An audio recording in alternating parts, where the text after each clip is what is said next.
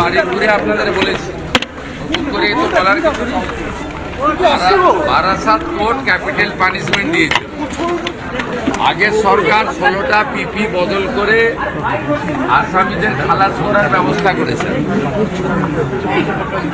এবারে যে পরিবার ক্ষতিগ্রস্ত হয়েছে তারা সুপ্রিম কোর্টে গেছেন, মামলা সুপ্রিম কোর্টে বিচারাধীন।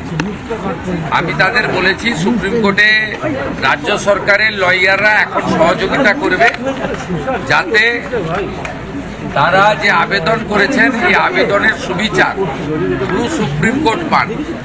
এই মুহূর্তে এটা রাজ্য সরকার বা রাজ্য পুলিশের হাতে নেই। সুপ্রিম কোর্টের আইনি লড়াইতে রাজ্য সরকারের ভূমিকা, যারা ধর্ষণ করে খুন করেছে বারাসাতের ছাত্রীকে, তাদের পক্ষে থাকবে, এটা আমি মুখ্যমন্ত্রী হিসেবে বলে দিয়ে গেলাম। সেই ধরনের অ্যাডভাইস বা ডাইরেকশন আমাদের স্ট্যান্ডিং কাউন্সিলকে অলরেডি দেওয়া ঘটনা এবং সেখানে বিরুদ্ধে মারধর করার অভিযোগ এবং মেরে ফেলার অভিযোগ করছেন তার বাবা মা, কি বলবেন বিষয়টাকে? দেখুন, আমি যা বলবো সেটা তো এখানে কার্যে পরিণত হবে, অ্যাকশনে পরিণত হবে। এটা সাংবাদিকদের কাছে বলার বিষয়বস্তু নয়। এখানে মানুষ আসেন,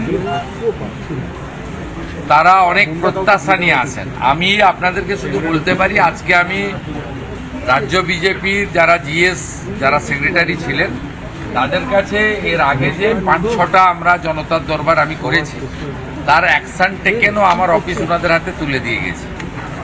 অর্থাৎ শুধু দেখনা হয় সোচনা হয়তো আমরা বিশ্বাস করি না, আমরা করনা হয়তো বিশ্বাস করি।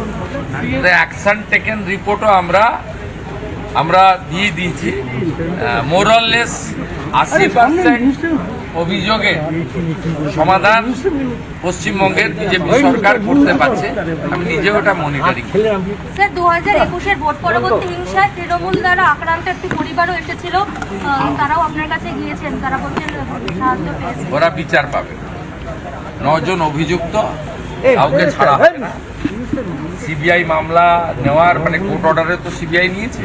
সিবিআই ঢোকার আগে ওখানকার পুলিশ চার্জশিট দিয়ে মামলাটাকে নষ্ট করেছে। আমি পিটিশন নিয়েছি, এসপি রানাঘাটকে নির্দেশ চলে গেছে এই মামলা রিওপেন করতে, এবং পুলিশ তার আইন অনুযায়ী, ভারতীয় ন্যায়সঙ্গতা অনুযায়ী, বা যেহেতু 2021-এর ঘটনা, সেই ঘটনা অনুযায়ী তারা আইনের যে ধারা আছে সেই ধারায় ব্যবস্থা নেবে।